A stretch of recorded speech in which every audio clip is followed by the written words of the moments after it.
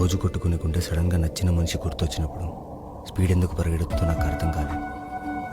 నిన్ను చూసేదాకా నువ్వు నాకు కరెక్ట్ కాదని నీకు అనిపిస్తుంది, కానీ నన్ను కరెక్ట్ చేసింది నువ్వే. నీ వల్ల నాకు కాన్ఫిడెన్స్ అంటే తెలిసింది, కేరింగ్ అంటే తెలిసింది, ప్రేమ అంటే తెలిసింది. నీతో ఒక్కరోజు మాట్లాడకపోతేనే నాకు ఇన్కంప్లీట్గా ఉంటుంది. అలాంటిది లైఫ్లో నువ్వు లేవంటే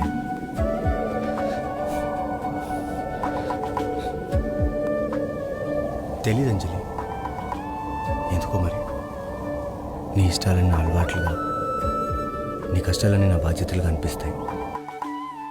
నా కొడుకు కూతురు నాన్న నీ ఫస్ట్ లవ్ ఎవరు అని చూపించమంటే అదిగో ఆ గదిలో ఉంది చూడండి, నిన్ను చూపించాలని నా కోరిక.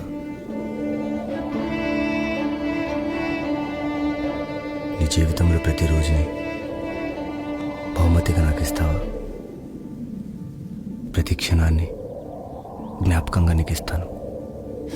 ఎవరి జీవితం గురించి ఆడికి ఎన్నో కళలు ఉంటాయి, వాటిని నిర్దాక్షిణ్యంగా నరికేసే హక్కు రెండో మనిషికి ఉండదు, ఉండకూడదు. నాకత్వం కాదు సార్, కిరాతకత్వం. నేను మనిషినే సార్, నాకు ఫీలింగ్స్ ఉంటాయి. ఆనందం, దుఃఖం, బాధ, కోపం అన్నీ తట్టుకోలేకపోయాను సార్.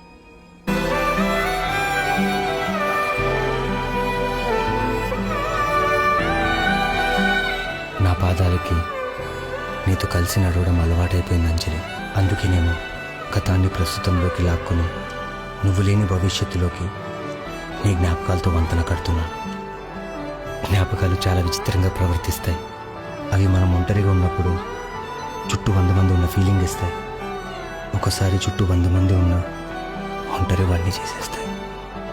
మనం ఆనందంగా ఉండాలంటే మనం ప్రేమించిన వాళ్ళు పక్కన ఉండాల్సిన అవసరం లేదు, మనసులో ఉన్నా చాలు. చేతులు నవ్వేటట్టు రాజులు చప్పుడు చేస్తూ నీ వేళ్లను నా తలపైనే ఓ నిమిషం